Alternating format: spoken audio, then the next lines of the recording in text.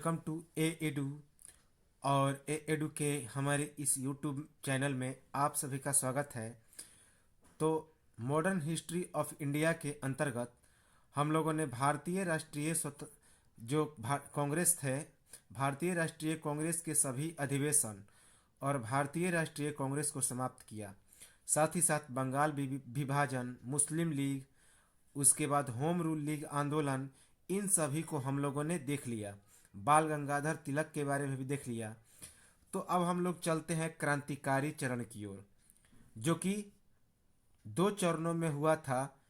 एक भगत सिंह के समय और दूसरा जो था वह प्रथम क्रांतिकारी चरण कहा जाता है। तो जिसमें चापेकर बंधु, वीर सावरकर, ये सब आते हैं। तो चलिए भारतीय स्वतंत्रता संघर्ष के क्रांतिकारी चरण को देखें, जिसमें भारतीय स्वतंत्रता संघर्ष का प्रथम क्रांतिकारी चरण 1897 से 1914 तक माना जाता है। हालांकि ये क्रांतिकारी चरण कुछ था नहीं, बस केवल जो स्वतंत्रता संघर्ष था वह अलग अलग माध्यमों से किया गया। तो चलिए हम लोग शुरू करते हैं। भारत में क्रांतिकारियों का उदय का मुख्य कारण उदारवादियों एवं उग्रवादियों की भारतीय राष्ट्रीय आंदोलन में निराशा थी। दूसरा कारण था अपने स्वतंत्रता संग्राम के लिए आयरलैंड और रूस जैसी विदेशी आंदोलनों का प्रभाव। तो भारत में क्रांतिकारियों का उदय का मुख्य कारण था उदारवादियों और उग्रवादियों की भारतीय राष्ट्रीय स्वतंत्रता आंदोलन में निराशा। तो भारतीय राष्ट्रीय स्वतंत्रता आंदोलन में उदारवादियों और उग्रवादियों का जो प्रयास था वह निराशापूर्ण रहा। और दूसरा क्या कि स्वतंत्रता संग्राम के लिए उन्होंने आयरलैंड और रूस जैसे विदेशी आंदोलनों का प्रभाव दिया, उन्हीं के ढर्रे पर चले। इनका मानना था कि अगर भारत को आज़ादी चाहिए तो खुद से लड़ाई लड़नी पड़ेगी, वो भी अपने तरीके से। इन क्रांतिकारियों का मुख्य उद्देश्य क्या था? तो हिंसा के माध्यम से भारत को ब्रिटिश औपनिवेशिक सत्ता से मुक्त कराना। तो क्रांतिकारियों का मुख्य उद्देश्य था हिंसा के माध्यम से भारत को ब्रिटिश औपनिवेशिक सत्ता से मुक्त कराना। क्यों? क्योंकि इनका जो मुख्य तरीका था वह था महत्वपूर्ण अधिकारियों की हत्या, स्वदेशी डकैती तथा आतंकवादी गतिविधियों का प्रचार प्रसार एवं प्रशासन।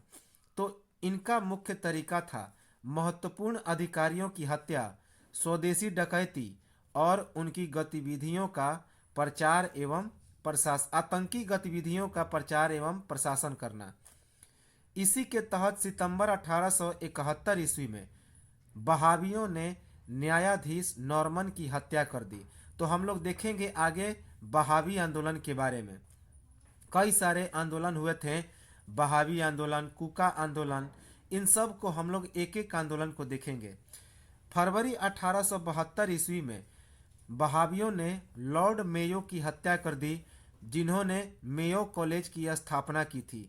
तो 1872 ईस्वी में बहावियों ने लॉर्ड मेयो की हत्या कर दी थी।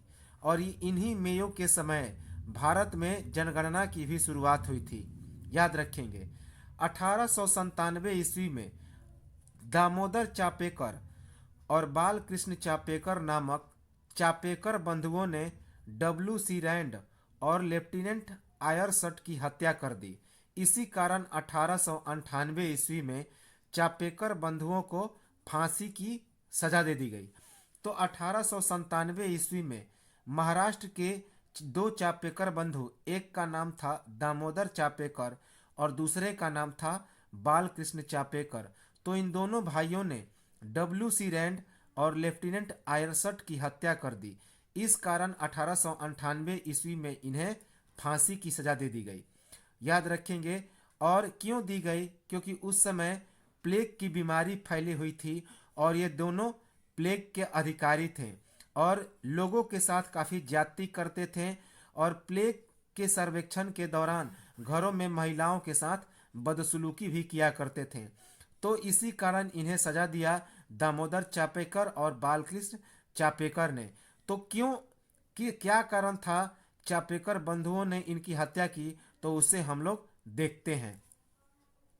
चापेकर बंधुओं ने नासिक में, नासिक कहाँ पे है तो महाराष्ट्र में, तो महाराष्ट्र के नासिक में एक गुप्त क्रांतिकारी संस्था जिसका नाम था society for the removal of obstacles to the Hindu religion, society for the removal of obstacles to the Hindu religion नामक एक क्रांतिकारी संस्था का निर्माण किया था चापेकर बंधुओं ने।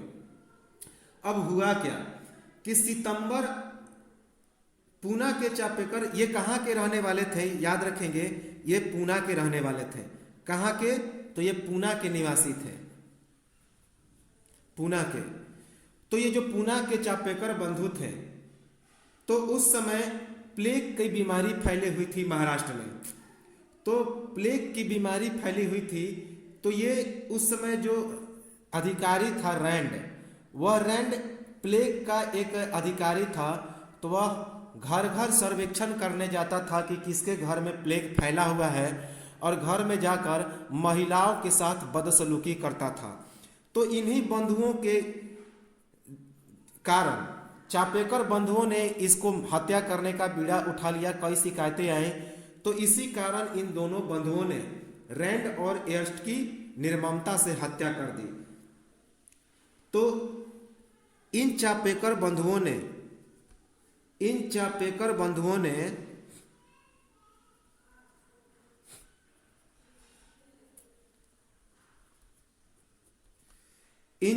चापेकर बंधुओं ने प्लेग के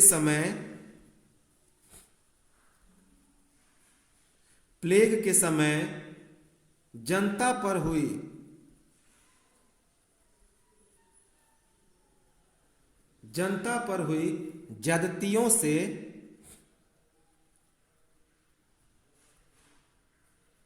ज्यादतियों से आक्रोशित होकर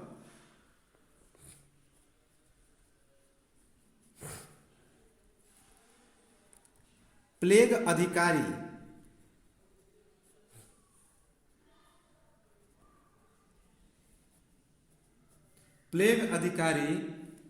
रैंड और एर्स्ट की हत्या कर दी।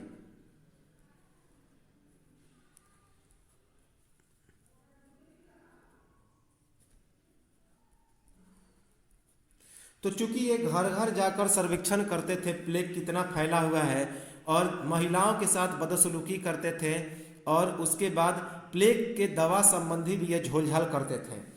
तो इसी से आक्रोशित होकर जनता, इसी से आक्रोशित होकर, इनके जातियों से आक्रोशित होकर इन दोनों प्लेग अधिकारियों की, जिनका नाम था रैंड और एर्स्ट, इन दोनों की हत्या दामोदर चापेकर और बालकृष्ण चापेकर नामक भाइयों ने हत्या कर दी।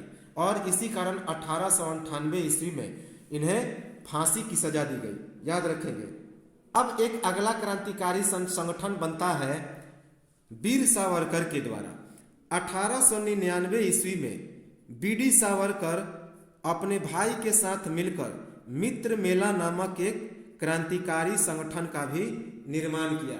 तो मित्र मेला नामक एक क्रांतिकारी संगठन का निर्माण किसने किया, तो वीर सावरकर ने मित्र मेला अपने भाई के साथ मिलकर, जिसका मुख्य उद्देश्य था गणपति उत्सव मनाना। तो गणपति उत्सव मनाने के लिए 1899 ईस्वी में वीर सावरकर अपने भाई के साथ मिलकर मित्र मेला नामक एक क्रांतिकारी संगठन का निर्माण किए, जिसका मुख्य उद्देश्य था गणपति उत्सव को मनाना। यही वीर सावरकर हैं जिन्हें अंडमान निकोबार के सेलुलर जेल में कैद कर दिया गया, और शायद वहीं पे उनकी मृत्यु भी हो गई। अब 1904 ईस्वी में इस मित्र मेला नामक संगठन का नाम बदलकर क्या हो गया, तो अभिनव भारत कर दिया गया। तो 1904 ईस्वी में मित्र मेला का नाम बदलकर क्या रख दिया गया, तो अभिनव भारत कर दिया गया, याद रखेंगे। और एक बात और याद रखेंगे कि विनायक दामोदर सावरकर नाम था इनका पूरा नाम, कि बीडी सावरकर का पूरा नाम क्या था, तो विनायक दामोदर सावरकर, याद रखेंगे। विनायक दामोदर सावरकर।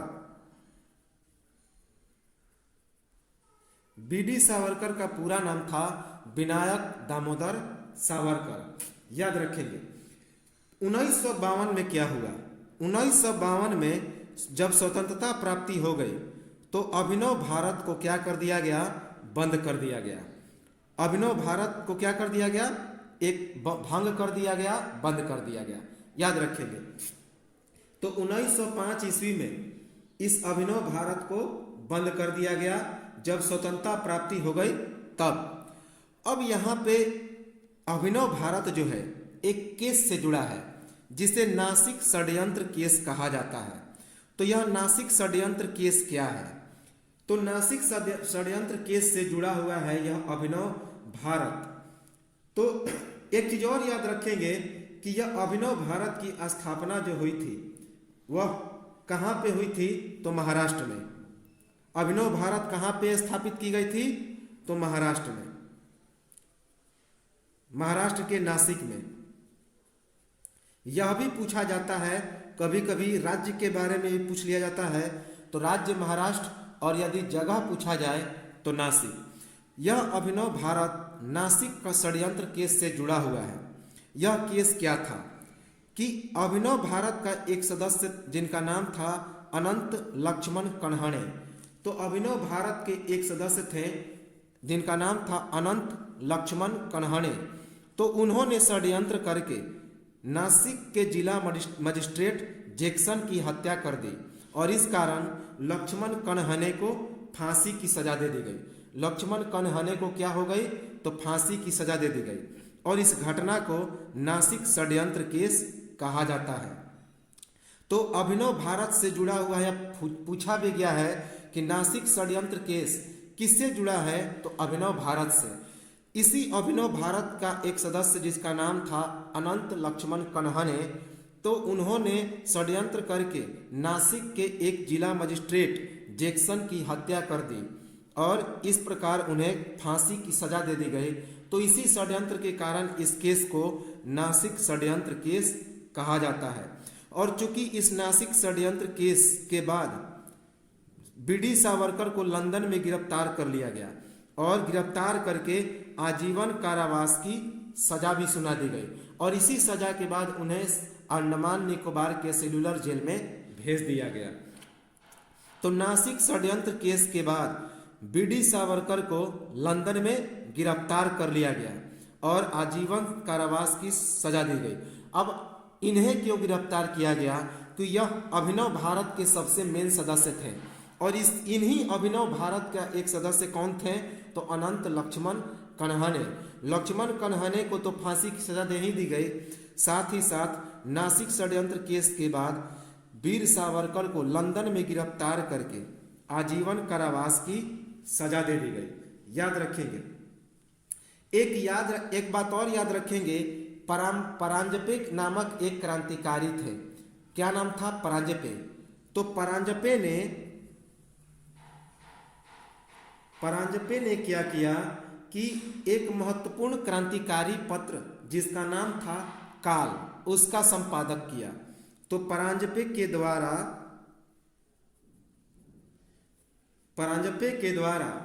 कहाँ पे? महाराष्ट्र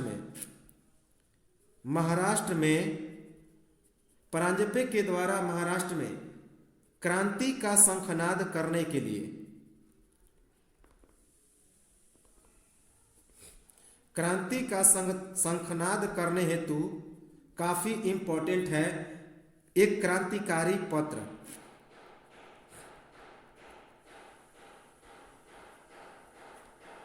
जिसका नाम था काल। उसका क्या किया? तो प्रकाशन किया, काल का प्रकाशन किया या कहे तो संपादन किया। तो यह भी पूछा गया है कि काल नामक पत्रिका का, क्रांतिकारी पत्रिका का प्रकाशन किसने किया? तो परांजपे ने। वेरी वेरी इंपॉर्टेंट है। यह महाराष्ट्र का एक क्रांतिकारी पत्रिका था। क्रांति का शंखनाद करने के लिए इसका संपादन किया गया था। अब देखिए 1902 ईस्वी में क्या हुआ? तो 1902 ईस्वी में कोलकाता, मिदनापुर और ढाका में एक अनुशीलन समिति की स्थापना हुई।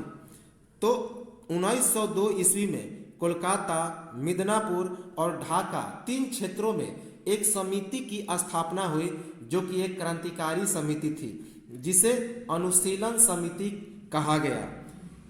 कलकत्ता में अनुशीलन समिति की स्थापना किसने की? तो परमनाथ मित्र ने, जतीन्द्र नाथ बनर्जी ने, बानीन्द्र नाथ घोष ने और सतीश चंद्र बसु ने। तो कलकत्ता में अनुशीलन समिति की स्थापना 4 लोगों ने की, 4 लोगों ने मिलकर की। परमनाथ मित्र, जतीन्द्र नाथ बनर्जी, वारिंद्र नाथ घोष और सतीश चंद्र बसु। मिदनापुर में 2 लोगों ने मिलकर अनुशीलन समिति की स्थापना की, ज्ञानेंद्र नाथ बसु।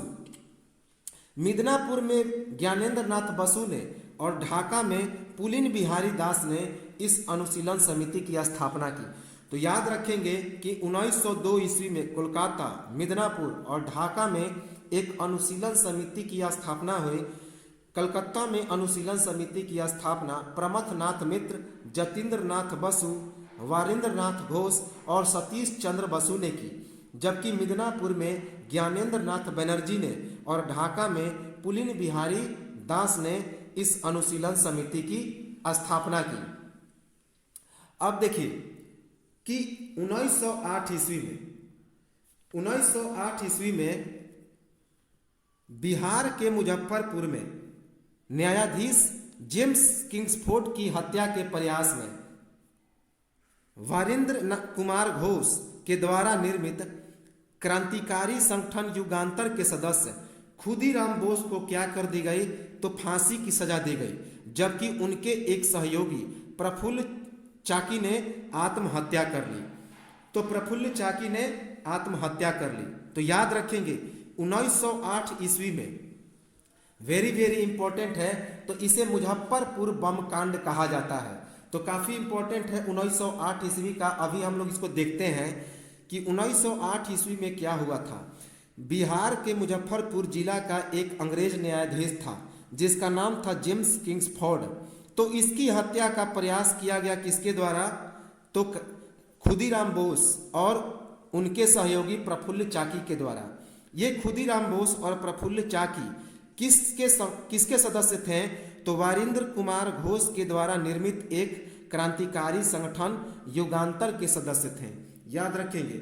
और युगांतर नाम से इस वारिंद्र घोष ने एक पत्रिका का भी, जो कि एक क्रांतिकारी पत्रिका है, उसका भी प्रकाशन किया भूपेंद्र नाथ दत्त के साथ मिलकर। अभी हम लोग देखेंगे। तो प्रफुल्ल चाकी ने क्या कर ली? जब फांसी की सजा दे दी गई खुदीराम बोस को, तो उनके सहयोगी प्रफुल्ल चाकी ने सुसाइड कर लिया। अब थोड़ा हम मुजफ्फरपुर बम कांड के बारे में देख लें।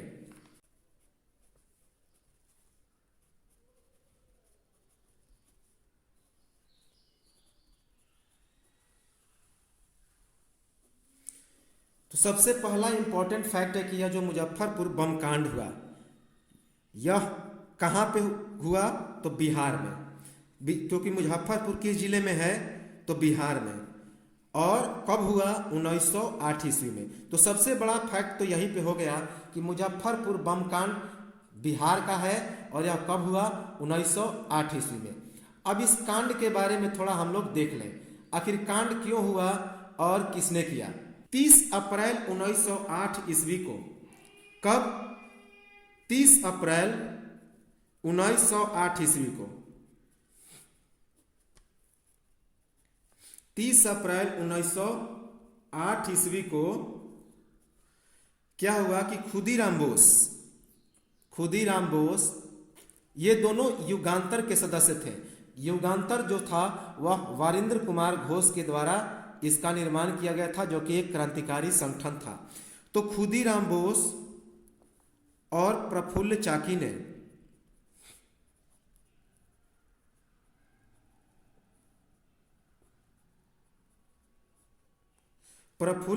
ने मुजफ्फरपुर के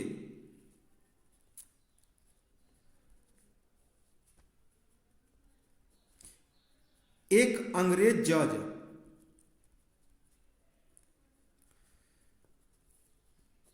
किंग्सफोर्ड की हत्या करने की कोशिश की।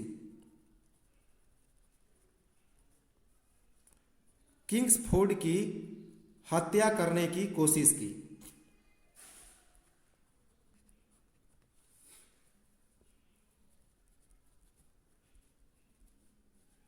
लेकिन वे चूक गए। वे चूक गए और गलती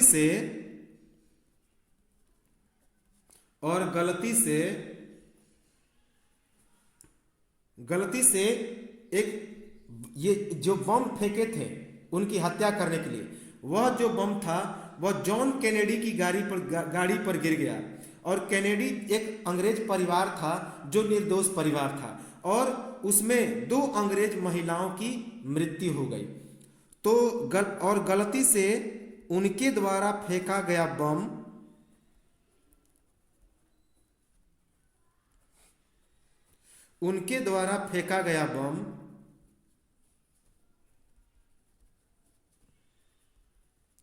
जॉन कैनेडी नामक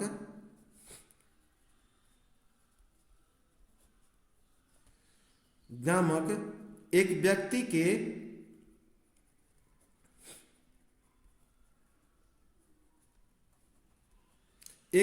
के परिवार पर गिर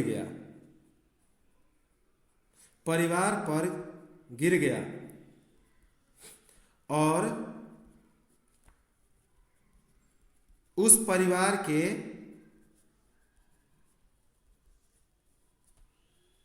2 महिलाओं की मृत्यु हो गई।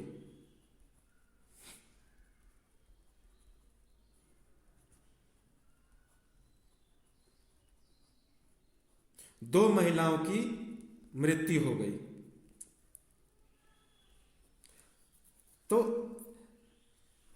30 अप्रैल 1908 ईस्वी को खुदीराम बोस और प्रफुल्ल चाकी, ये दोनों जो कि युगांतर के सदस्य थे, तो मुजफ्फरपुर के एक अंग्रेज न्यायाधीश या जज जिनका नाम था किंग्सफोर्ड, तो वह जब काफिला से बाहर निकल रहा था किंग्सफोर्ड, तो इन्होंने बम फेंका, लेकिन गलती से बम किंग्सफोर्ड पर न गिरकर एक जॉन कैनेडी नामक एक व्यक्ति था अंग्रेज, उसके परिवार पर जा गिरा और 2 महिलाओं की मौत हो गई। और इससे काफी जो है प्रफुल्ल चाकी विचलित हो चुके हैं, मन में उनके काफी विचलित हो चुका, क्योंकि वे निर्दोष व्यक्ति की हत्या कर चुके थे। तो इसी कारण उन्होंने सुसाइड भी कर लिया। खुदीराम बोस को जितना फांसी देने पर उनको नहीं विचलित हुए, जितना कि वे उन दोनों महिलाओं की हत्या होने पर काफी विचलित हो गए। तो इसी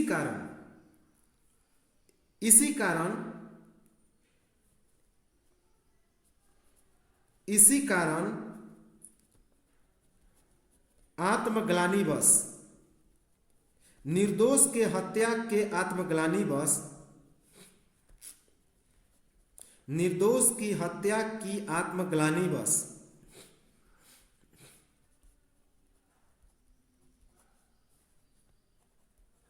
प्रफुल्ल चाकी ने आत्महत्या कर ली।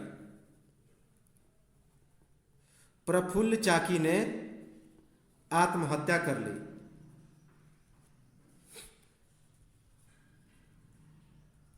और खुदीराम बोस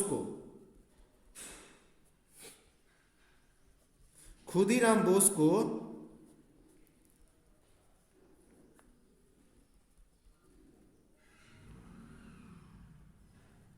जो कितने वर्ष के थे, 15 वर्ष के थे, याद रखेंगे, महज वे 15 वर्ष के थे। 11 अगस्त 1908 ईस्वी को, 11 अगस्त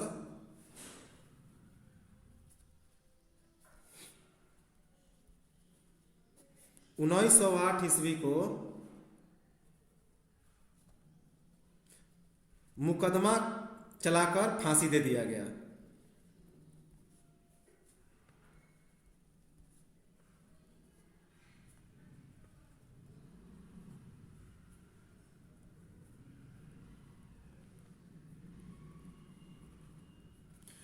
तो ये था मुजफ्फरपुर बम कांड।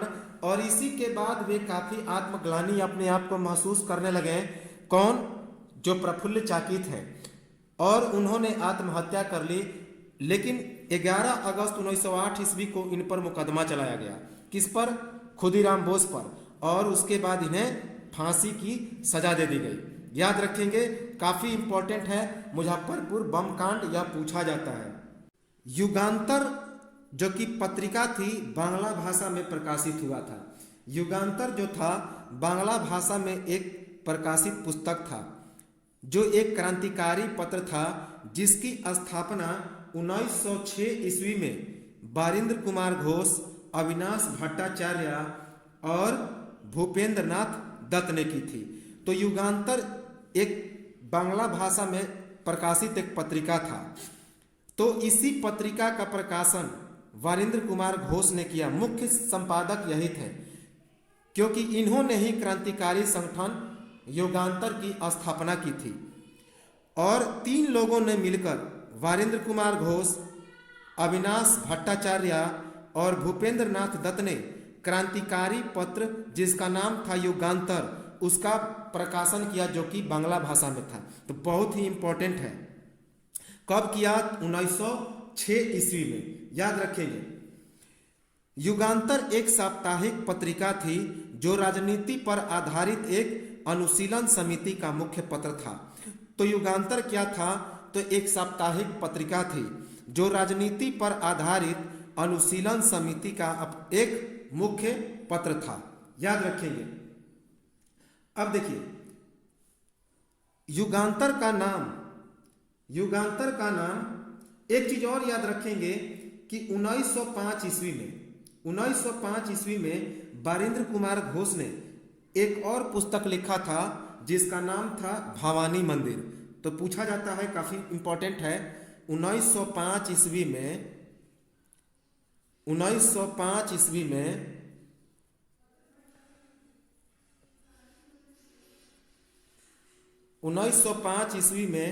बारिंद्र कुमार घोष ने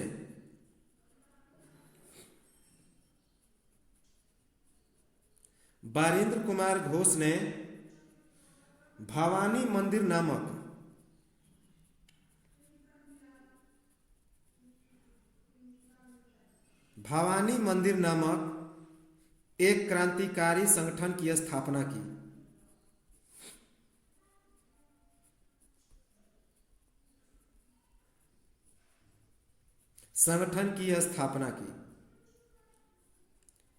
तो 1905 ईस्वी में बारिंद्र कुमार घोष ने भवानी मंदिर नामक एक क्रांतिकारी संगठन की भी स्थापना की थी।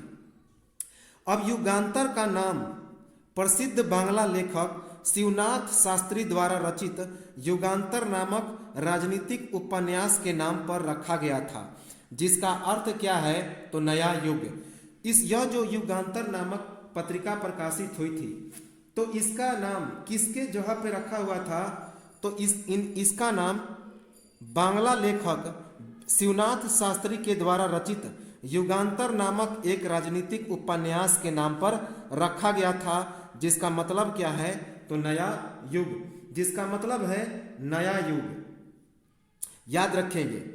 तो युगांतर का नाम प्रसिद्ध लेखक शिवनाथ शास्त्री के द्वारा रचित युगांतर नामक एक राजनीतिक उपन्यास के नाम पर रखा गया था, जिसका अर्थ है नया युग।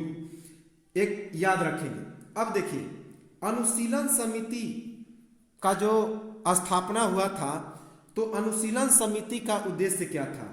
खून के बदले खून। तो काफी इंपॉर्टेंट है, यह भी पूछा जाता है कि अनुशीलन समिति का उद्देश्य क्या था।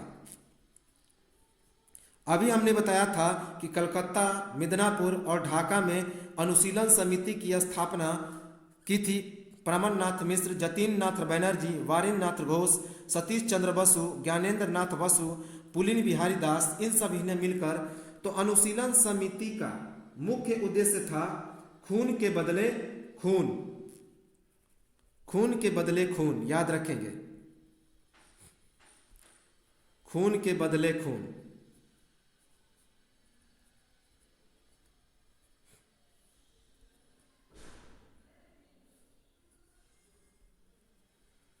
खून के बदले खून। यही इसका मुख्य उद्देश्य था। अगर आप हमारी हत्या करेंगे, अगर आप हमें मारेंगे तो हम भी आपको क्या करेंगे, मारेंगे, ऐसे नहीं जान से मार डालेंगे। तो इनका मुख्य उद्देश्य था खून के बदले खून। अब देखिए सन 1912 में एक दिल्ली बम कांड हुआ। तो सन 1912 ईस्वी में दिल्ली बम कांड नामक एक क्रांतिकारी योजना का निर्माण किया गया, जिसके तहत मास्टर अमीर चंद्र, लाला हनुमत सहाय, मास्टर अवध बिहारी, भाई बाल मुकुंद और बसंत कुमार विश्वास के द्वारा वायसराय लॉर्ड हार्डिंग द्वितीय को जान से मारने का प्रयास किया गया। जान से मारने का क्या किया गया, तो प्रयास किया गया, लेकिन लॉर्ड हार्डिंग बच गया। जिस हाथी पर बैठकर वह दिल्ली के चांदनी क्षेत्र में शाही सवारी कर रहा था, तो उसका महावत मारा गया। याद रख, जो महावत जो हाथी को क्या करता है, खेता है, तो उसका महावत मारा गया। तो सन 1912 ईस्वी में दिल्ली बम कांड नामक एक क्रांतिकारी योजना का निर्माण किया गया, जिसका नाम क्या था, दिल्ली बम कांड। इसमें मास्टर अमीर चंद्र, लाला हनुमंत सहाय, मास्टर अवध बिहारी, भाई बाल मुकुंद और बसंत कुमार विश्वास के द्वारा एक वायसराय जिसका नाम था लॉर्ड हार्डिंग द्वितीय, उसे जान से मारने का प्रयास किया गया, लेकिन लॉर्ड हार्डिंग बच गया। और जिस हाथी पर बैठकर वह दिल्ली के चांदनी चौक के क्षेत्र में शाही सवारी कर रहा था, तो उसका महावत मारा गया। याद रखेंगे, उसका महावत क्या हो गया, मारा गया। अब इस पर जो बम फेंका था, वह किसने बम फेंका था, तो बम फेंकने का जो मुख्य काम किया था वह रास बिहारी बोस ने किया था 23 दिसंबर 1912 ईस्वी को। याद रखेंगे। तो दिल्ली बमकांड में किसने बम फेंका था, तो रास बिहारी बोस ने। याद रखेंगे 23 दिसंबर 1912 को। तो 23 दिसंबर 1912 को 23 दिसंबर 1912 ईस्वी को रास बिहारी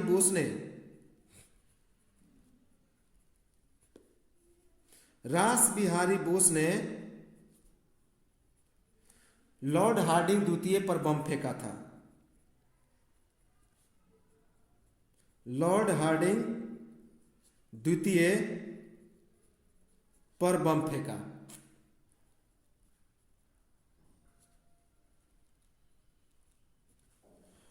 तो प्लानिंग जो था वह बनाया गया था किसके तहत, मास्टर अमीर चंद, लाला हनुमंत सहाय, मास्टर अवध बिहारी, भाई माल मुकुंद और बसंत कुमार विश्वास, इन्होंने इस क्रांतिकारी योजना का निर्माण किया था, जिसका नाम था दिल्ली बम कांड।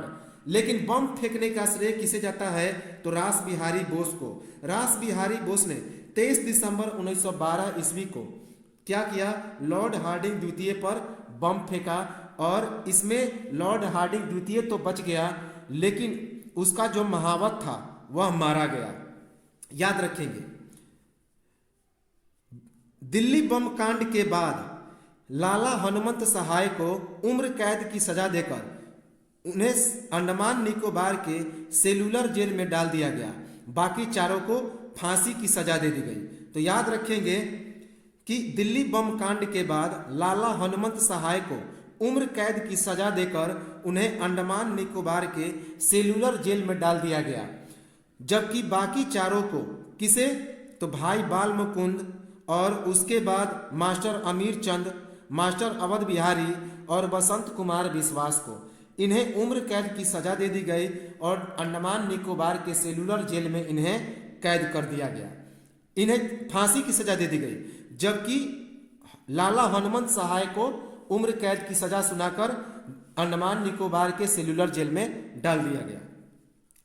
दिल्ली बमकांड के अभियुक्त लाला हनुमंत सहाय के द्वारा न्यायिक अपील करने के बाद उसे 7 वर्ष के कठोर कारावास में बदल दिया गया।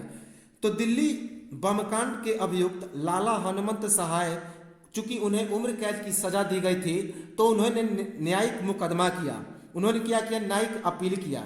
इसके बाद उनकी सजा जो थी मृत्युदंड, उम्र कैद, तो उम्र कैद की सजा को कम करके 7 बरस की सजा दे दिया गया और कैसा 7 बरस का कठोर कारावास की सजा दे दी गई। किसे? लाला हनुमंत सहाय को। लेकिन जो मुख्य अभियुक्त थे जिन्होंने बम फेंका था रास बिहारी बोस, वे क्या हो गए कि इस बम कांड के बाद जापान भाग गए। कहाँ चले गए? तो जापान पलायन कर गए। याद रखेंगे कि ये जापान पलायन कर गए। कहाँ चले गए? जापान पलायन कर गए।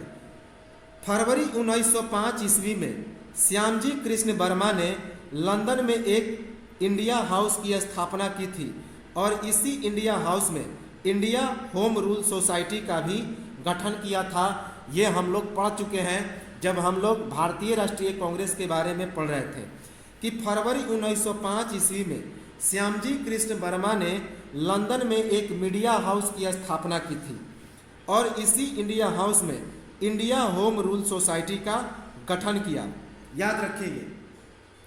और एक बात और याद रखेंगे कि अनुशीलन समिति की 500 शाखाएं खोली गई थी। बहुत इंपॉर्टेंट है, यह भी पूछा गया है कि अनुशीलन समिति की कितनी शाखाएं खोली गई थी, तो 500 शाखाएं खोली गई थी। तो नोट कर लेंगे इसे कि अनुशीलन समिति की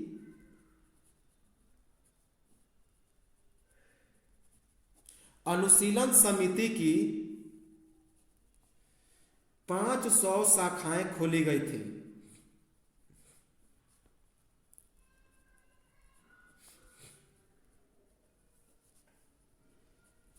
और इस समिति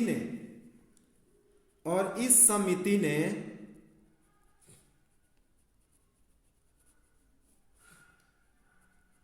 अपने एक क्रांतिकारी सदस्य, इस समिति ने अपने एक क्रांतिकारी सदस्य जिसका नाम था हेमचंद्र, तो हेमचंद्र को बम बनाने की कला सीखने हेतु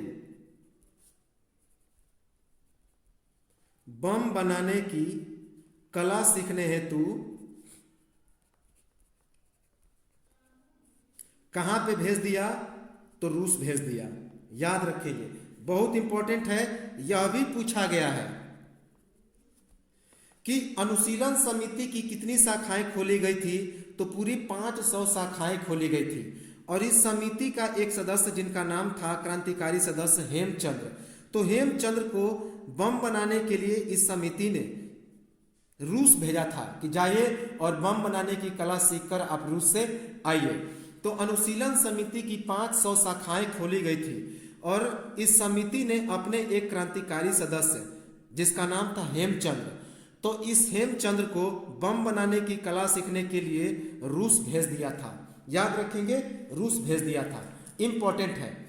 अब हम लोग देखें एक और कांड के बारे में, तो इसी इंडिया होम रूल सोसाइटी का एक सदस्य थे जिनका नाम था मदन लाल ढींगरा। तो चूंकि फरवरी 1905 ईस्वी में इंडिया होम रूल सोसाइटी का जो गठन हुआ, जिसके स्थापना किसने की थी, तो श्यामजी कृष्ण वर्मा ने। तो इसी के एक सदस्य थे जिनका नाम था मदन लाल ढींगरा। तो 1909 ईस्वी में इंडिया होम रूल सोसाइटी के एक सदस्य मदन लाल ढींगरा ने भारत सचिव के राजनीतिक सलाहकार कर्नल बायली की हत्या कर दी और इसके बाद उन्हें फांसी की सजा दे दी गई। तो याद रखेंगे कि 1 जुलाई 1909 ईस्वी को उन्होंने क्या किया कि भारत सचिव के राजनीतिक सलाहकार कर्नल बायली की हत्या कर दी। तो याद रखेंगे कि 1 जुलाई 1909 को 1 जुलाई 1909 ईस्वी को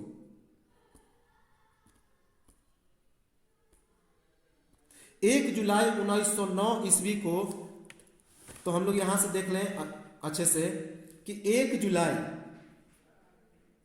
1909 ईस्वी को हत्या किए थे। किसने? तो मदन लाल ढींगरा ने। और उसके बाद इन्हें फांसी की सजा कब मिली? तो फांसी की सजा मिली 16 अगस्त 1909 ईस्वी को। 16 अगस्त 1909 ईस्वी को याद रखेंगे। तो हत्या की 1 जुलाई 1909 ईस्वी को और फांसी की सजा हो गई 16 अगस्त 1909 ईस्वी को। याद रखेंगे किसके? तो मदन लाल ढींगरा को, जो कि इंडिया होम रूल सोसाइटी के एक सदस्य थे। उन्होंने भारत सचिव के राजनीतिक सलाहकार कर्नल वायली की हत्या कर दी। और कब हत्या की? तो 1 जुलाई 1909 ईस्वी को हत्या की और 16 अगस्त 1909 ईस्वी को उन्हें फांसी की सजा मिल गई। याद रखेंगे 1908 ईस्वी में हेमचंद्र कानूनगो ने मणिकतल्ला में एक बम फैक्ट्री की स्थापना की और इसके बाद पुलिस ने छापा मारा, जिसमें अरविंदो घोष और बारिंद्र घोष सहित 34 लोग गिरफ्तार हुए। याद रखेंगे, लेकिन साक्ष्य के अभाव में अरविंदो घोष रिहा कर दिए गए, क्योंकि इन पर हथियार रखने और सरकार पलटने का मुद्दा चला था और इस घटना को अलीपुर षड्यंत्र केस कहा जाता है। तो एक और केस बना अलीपुर षड्यंत्र केस। तो अलीपुर षड्यंत्र केस ने 1908 ईस्वी में हेमचंद्र कानूनगो, वही हेमचंद्र जो कहाँ चले गए थे? तो अनुशीलन समिति ने इन्हें बम बनाने के लिए रूस भेज दिया था। तो जब ये रूस से बम सीख कर आए तो मणिकतल्ला में एक बम फैक्ट्री की स्थापना की और इसके बाद बम फैक्ट्री पर पुलिस ने छापा मारा, जिसमें अरविंदो घोष और बारिंद्र घोष सहित 34 लोग गिरफ्तार हुए। लेकिन सबूतों के अभाव में अरविंदो घोष को रिहा कर दिया गया, क्योंकि इन पर हथियार रखने और सरकार को पलटने का मुद्दा चला था। और इस घटना को क्या नाम दिया गया था? तो अलीपुर षड्यंत्र केस नाम दिया गया था। इस घटना का नाम दिया गया था अलीपुर षड्यंत्र केस। याद रखेंगे, अरविंद घोष अलीपुर षड्यंत्र केस से रिहा होकर कहाँ चले गए थे? तो पांडिचेरी चले गए और उसके बाद सन्यासी बन गए। तो ये जो अरविंदो घोष थे अलीपुर षड्यंत्र केस से रिहा होकर पांडिचेरी चले गए और इसके बाद वहां पर जाकर ये सन्यासी बन गए। इंपॉर्टेंट है, याद रखेंगे। अब देखिए एक चीज और याद रखेंगे कि दिल्ली बम कांड में कुल 13 लोगों को गिरफ्तारी किया गया था। तो याद रखेंगे, यहां पे नोट कर लेंगे। तो जो भी इंपॉर्टेंट फैक्ट है हम लोग उसे लिखते चले जा रहे हैं कि दिल्ली बम कांड में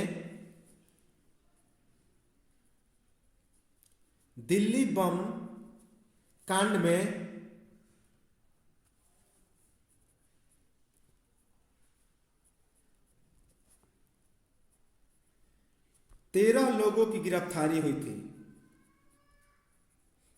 13 लोगों की गिरफ्तारी हुई थी और एक सदस्य जिनका नाम था दीनानाथ, जो अंग्रेजों के दबाव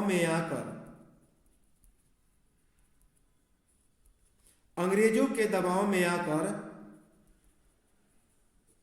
सरकारी गवाह बन गए थे। क्या बन गए थे? तो सरकारी गवाह बन गए थे।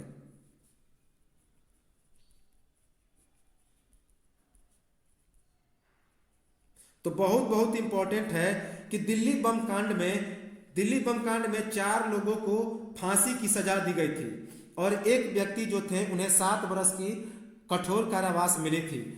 तो इस बम कांड में कुल 13 लोगों को गिरफ्तारी हुई थी और इसमें का एक सदस्य जिनका नाम था दीनानाथ, तो अंग्रेजों ने इन्हें काफी टॉर्चर किया। तो टॉर्चर के बाद इन्होंने ये सरकारी गवाह बन गए अंग्रेजों के और इसी ने सारा चीज उगल दिया और इसी के बाद दिल्ली बम कांड के सारे आरोपी पकड़ लिए गए। याद रखेंगे। अब देखिए जर्मनी का स्टुअर्ट गार्ड बहुत इंपॉर्टेंट है, यह पूछा भी गया है। जर्मनी के स्टुअर्ट गार्ड में आयोजित द्वितीय अंतर्राष्ट्रीय समाजवादी कांग्रेस के सम्मेलन में भारतीय प्रतिनिधि के रूप में 22 अगस्त 1907 ईस्वी को मैडम भीकाजी रुस्तम कामा ने भारतीय झंडा लहराया। तो पूछा गया है कि जर्मनी के स्टुअर्टगार्ड में एक द्वितीय अंतर्राष्ट्रीय समाजवादी कांग्रेस का सम्मेलन आयोजित हुआ था, जिसमें 22 अगस्त 1907 ईस्वी को मैडम भीकाजी रुस्तम कामा ने भारतीय झंडा लहराया था। ये मैडम भीकाजी कामा कौन थे? तो श्यामजी श्री कृष्ण वर्मा की सहयोगी थी। यह पूछा गया है कई बार कि मैडम भीकाजी कामा ने कहाँ पर झंडा लहराया था? तो जर्मनी के स्टुअर्टगार्ड में। कब? द्वितीय अंतर्राष्ट्रीय समाजवादी कांग्रेस के सम्मेलन में। कब लहराया? तो 22 अगस्त 1907 ईस्वी को। याद रखेंगे। मैडम भीकाजी कामा श्यामजी कृष्ण वर्मा की सहयोगी थी, जिन्होंने एक संगठन की स्थापना की थी लंदन में। याद रखेंगे। इस सम्मेलन मैडम भीकाजी कामा ने पेरिस में वंदे मातरम गाया और भारत की स्वतंत्रता संदेश को पूरे यूरोप तक फैला दिया। इसी कारण उन्हें भारतीय क्रांतिकारियों की माता भी कहा जाता है। तो काफी इंपॉर्टेंट है कि मैडम भीकाजी कामा ने पेरिस में वंदे मातरम गाया और यह जो स्टुअर्टगार्ड में झंडा फहरा दिया, तो झंडा फहराने के बाद उन्होंने वंदे मातरम भी गाया और भारत की स्वतंत्रता संदेश को पूरे यूरोप तक फैलाया। इसी कारण उन्हें भारतीय क्रांतिकारियों की माता भी कहा जाता है। काफी इंपॉर्टेंट है, भारतीय क्रांतिकारियों की माता। अब देखिए 1913 ईस्वी में पश्चिमी अमेरिकी देश सैन फ्रांसिस्को में लाला हरदयाल ने एक गदर पार्टी की स्थापना की, जिसका मुख्य उद्देश्य क्या था? तो इसका मुख्य उद्देश्य था विदेशों में रह रहे भारतीयों को संगठित करके ब्रिटिश औपनिवेशिक सत्ता का विरोध करना। तो महान क्रांतिकारी नेता थे लाला हरदयाल, जिन्होंने 1 नवंबर 1913 ईस्वी को गदर पार्टी की स्थापना की थी। तो यह कई बार पूछा गया है कि गदर पार्टी की स्थापना कब हुई? तो 1 नवंबर 1913 ईस्वी को। किसने की?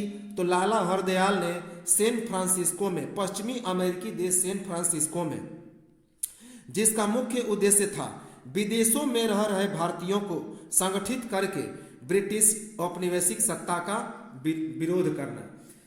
और इस गदर पार्टी का अध्यक्ष किसे बनाया गया? तो कैप्टन सोहन सिंह को। यह भी कई बार पूछा गया है, तो इसमें कंफ्यूजन नहीं होना है।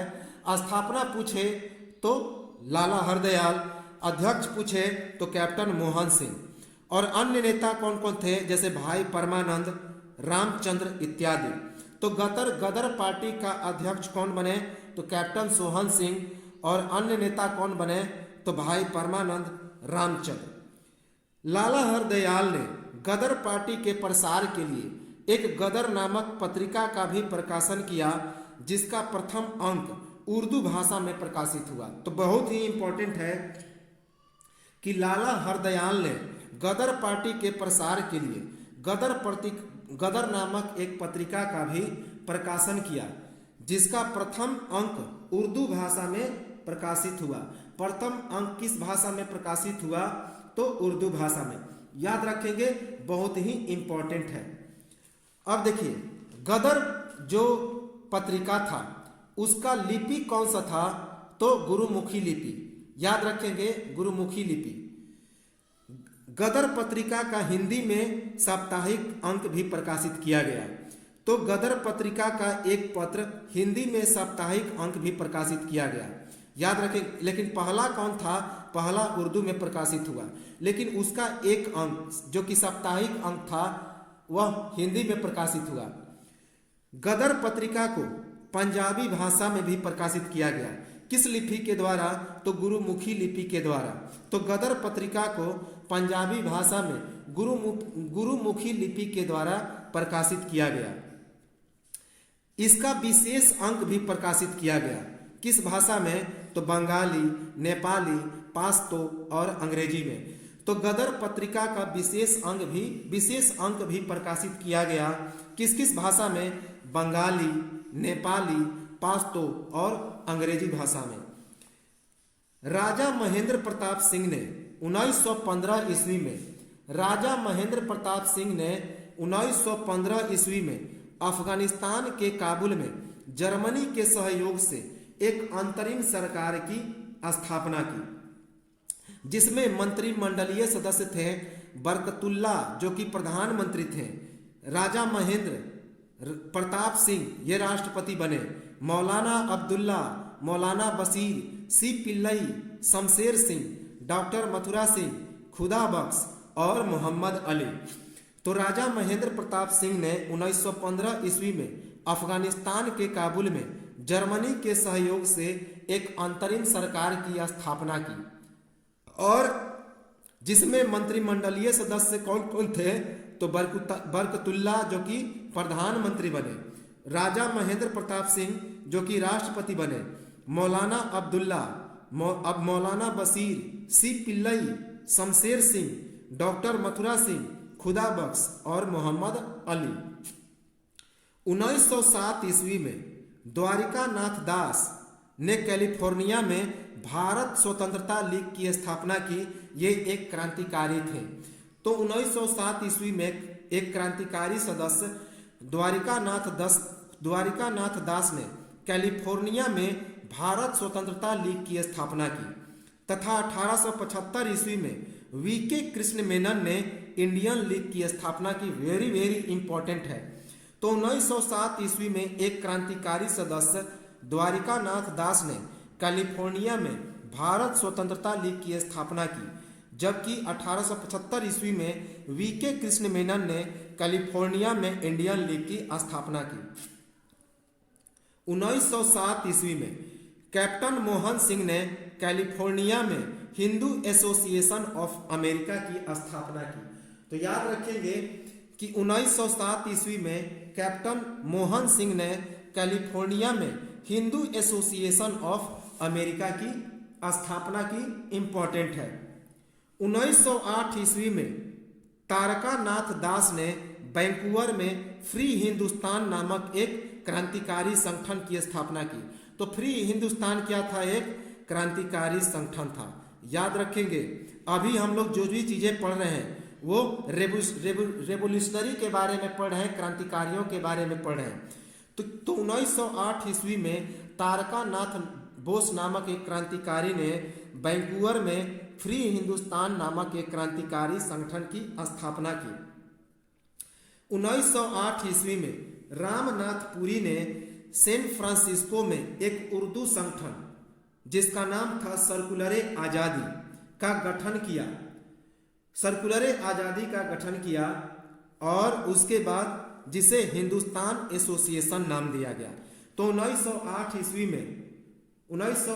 ईस्वी में रामनाथ पुरी ने सैन फ्रांसिस्को में उर्दू संगठन सर्कुलरे आज़ादी का गठन किया, जिसे हिंदुस्तान एसोसिएशन नाम दिया गया था।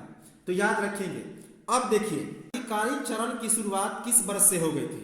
तो क्रांतिकारी चरण की शुरुआत 1893 से ही हो गई थी। याद रखेंगे। क्रांतिकारी चरण की जो शुरुआत हुई थी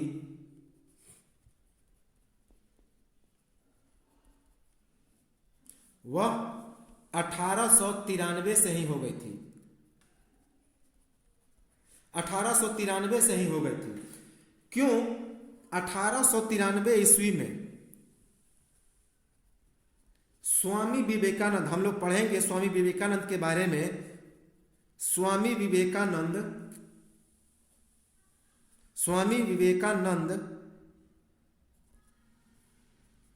ने अमेरिका के शिकागो में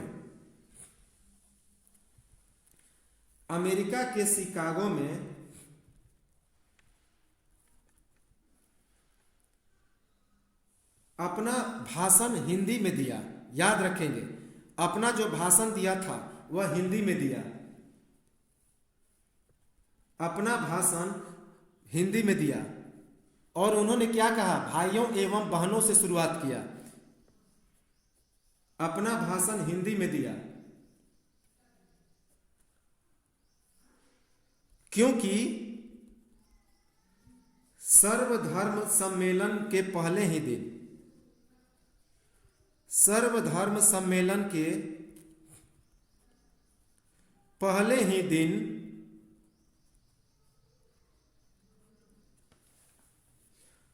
दिन उन्हें 2 मिनट बोलने का मौका दिया गया, उन्हें 2 मिनट बोलने का मौका दिया गया। 2 मिनट बोलने का मौका दिया गया। उन्होंने अपना भाषण कैसे शुरू किया? तो स्वामी विवेकानंद ने भाषण कैसे शुरू किया?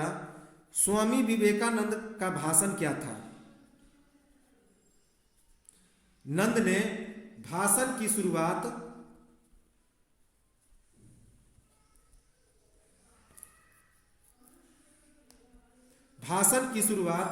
कैसे की? अमेरिका के भाइयों एवं बहनों, अमेरिका के भाइयों एवं बहनों से शुरुआत की। उन्होंने सबसे पहले चीज क्या कहा? मेरे प्यारे अमेरिका के भाइयों एवं बहनों।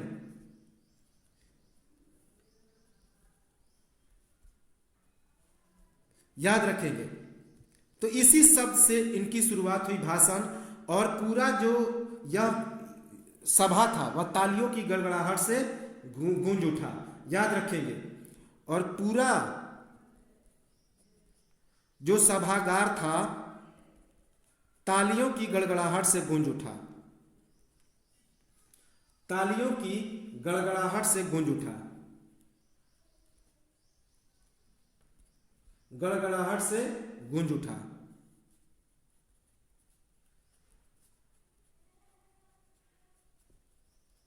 तालियों की गड़गड़ाहट से गूंज उठा। तो ये भाषण जो था विश्व के सर्वोच्च देशों की अग्रणी पंक्ति में लाने के लिए एक भाषण था कि भारत को, तो उसी के तर्ज पे क्रांतिकारी संगठन का निर्माण हुए। जितने सारे क्रांतिकारी संगठन था विदेशों में भी और भारत में भी।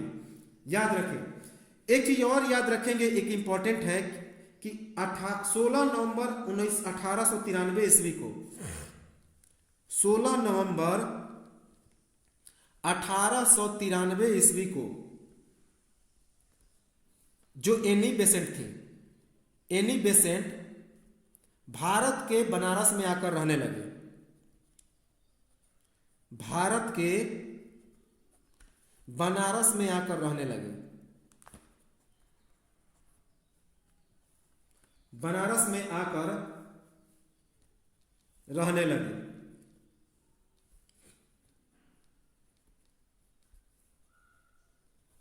और भारतीयों से कहा,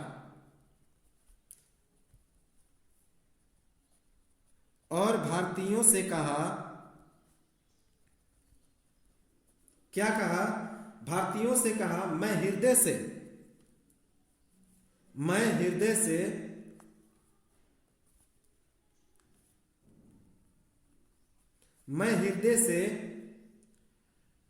हृदय से क्या हूं? आपके साथ हूं, और संस्कृति से भी मैं आप लोगों के ही साथ हूं। आपके साथ हूं और संस्कृति से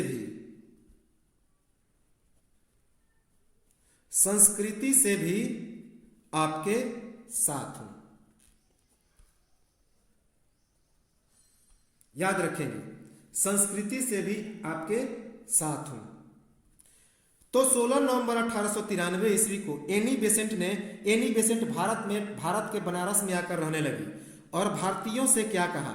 मैं हृदय से आप लोगों के साथ हूं और आपके संस्कृति के साथ भी हूं, संस्कृति में भी आप ही के साथ हूं।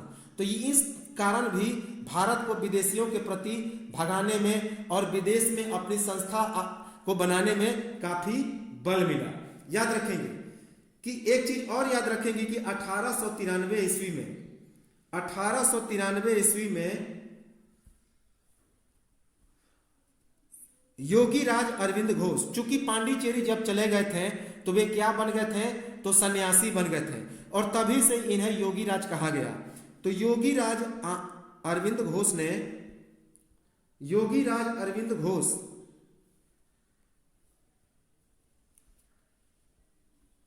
वापस भारत लौट जाए। अरविंद घोष क्या किए, वापस भारत लौटे। वापस, चूंकि इन्हें लंदन भेज दिया गया था। कहां भेज दिया गया था, तो लंदन भेज दिया गया था मुकदमा चलाकर। लेकिन 1893 ईस्वी में वापस भारत लौटे। कितने बरस के बाद, 14 बरस के बाद। 14 बरस के बाद। और आते ही इसी वर्ष उन्होंने, और 1893 ईस्वी में उन्होंने, बहुत इंपॉर्टेंट है, new lamp for old, new lamp for old, new lamp for old, याद रखेंगे, न्यू लैंप फॉर ओल्ड।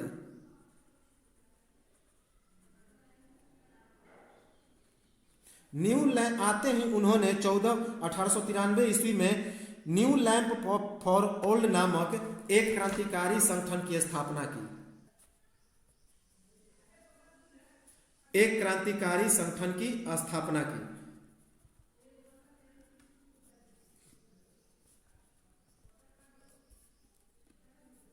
क्रांतिकारी संगठन की स्थापना की।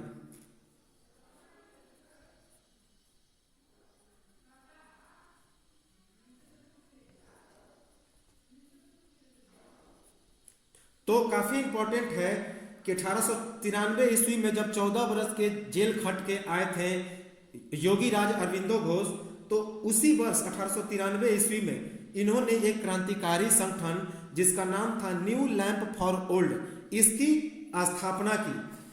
एक बात और याद रखेंगे कि इन्होंने अभिनव भारत नामक क्रांतिकारी संगठन की स्थापना की। तो अभिनव भारत जो संगठन था उसके एक सदस्य का नाम था P.N. वापट। P.N. वापट अभिनव भारत के एक सदस्य, अभिनव भारत के एक सदस्य जिनका क्या नाम था, तो P.N. वापट। P.N. वापट को बम बनाने की कला सीखने के लिए, बम बनाने की कला सीखने के लिए कहां भेजा गया, तो पेरिस भेजा गया। याद रखेंगे, यह भी काफी इंपॉर्टेंट है।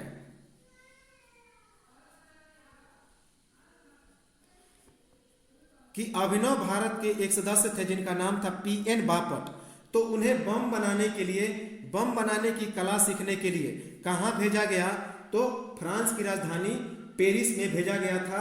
याद रखेंगे, काफी इंपॉर्टेंट है।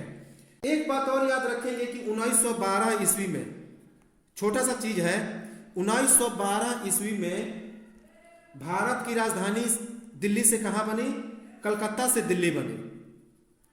भारत की जो राजधानी बनी वह कलकत्ता से दिल्ली बनी, कलकत्ता से दिल्ली बनी। 1912 ईस्वी में भारत की राजधानी कलकत्ता से दिल्ली बनी। और एक छोटा सा बात और याद रखेंगे कि कई बार जेल यात्रा, सबसे ज्यादा बार यदि जेल यात्रा किसी ने किया तो भारतीय राष्ट्रीय कांग्रेस के नेता, भारतीय राष्ट्रीय कांग्रेस के नेता, भारतीय राष्ट्रीय कांग्रेस के नेता बाल गंगाधर तिलक, बाल गंगाधर तिलक सबसे ज्यादा बार जेल गए, सबसे ज्यादा बार जेल गए। काफी इंपॉर्टेंट है यह एग्जाम में पूछा भी गया है कि 1912 ईस्वी में भारत की राजधानी कलकत्ता से दिल्ली बनी और भारतीय राष्ट्रीय कांग्रेस के सबसे बड़े नेता बाल गंगाधर तिलक सबसे ज्यादा बार जेल गए। याद रखेंगे, इंपॉर्टेंट है। तो ये चीज है। तो अब हम लोगों का यह जो क्रांतिकारी चरण है वह समाप्त हो गया और क्रांतिकारी चरण समाप्त हुआ जिसका पहला चरण था। क्रांतिकारी का पहला चरण समाप्त हो गया और अब हम लोग देखेंगे अगले बार क्रांतिकारी चरण का दूसरा चरण। तो एक एक चीज हम लोगों ने देख लिया, मुजफ्फरपुर बम कांड को देख लिया। अब हम लोग देखेंगे सूरत अधिवेशन, क्रांतिकारी चरण का दूसरा चरण। तो चलिए मिलते हैं हम लोग अगले वीडियो में, और काफी इंपॉर्टेंट है, एक एक चीज को हम लोग पढ़ लिए। तो मिलते हैं हम लोग अगले वीडियो में, तब तक नमस्कार, जय हिंद।